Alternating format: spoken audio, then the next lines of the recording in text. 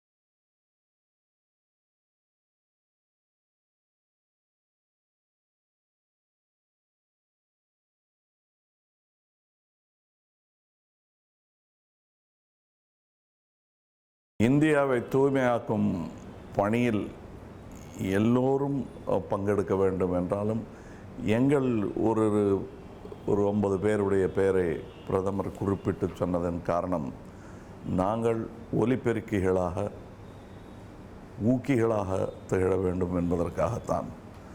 இந்த பணியை எங்கள் நற்பணி இயக்கங்கள் கிட்டத்தட்ட 30-35 ஆண்டுகளாக தொடர்ந்து செய்து கொண்டு வருகின்றன. காந்தியாரின் பிறந்த நாளில் இது அறிவிக்கப்பட்டது மிகவும் சரியான ஒன்றாகும். தனிமனித தூய்மையும் மனதின் தூய்மையும் நாட்டின் தூய்மையும் ஒருங்கே முன்னின்று முன்னுதாரணமாக நடத்தி காட்டிய செம்மல் காந்தியார் அவர்கள்.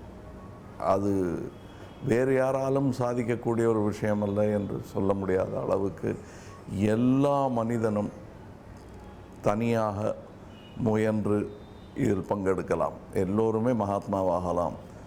முயற்சி தான் திருவினையாக்கும். இந்த முயற்சியை நீங்களும் செய்யலாம், நானும் செய்யலாம். ஆனால் அதை தொடர்ந்து செய்ய வேண்டும். ஏதோ ஒரு நாள் பண்டிகை மாதிரி கொண்டாடிவிட்டு மறந்து போய்விடக்கூடாது. ஒரு வருடத்திற்கு 100 மணி நேரம் என்று 100 மணி நேரத்தை முடித்தவுடன் வேலை முடிந்ததாக நினைத்து விட வேண்டாம்.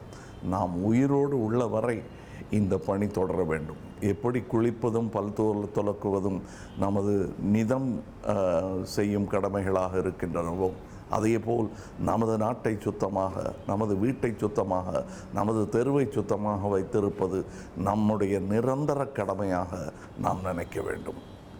பிரதமர் இதை சொல்லியிருப்பது, மீண்டும் வலியுறுத்தியிருப்பது நமக்கெல்லாம் இதை நினைவுபடுத்த ஒரு பெரிய மனிதர் இருக்கிறார் என்பதற்கு ஆன அடையாளம்தான்.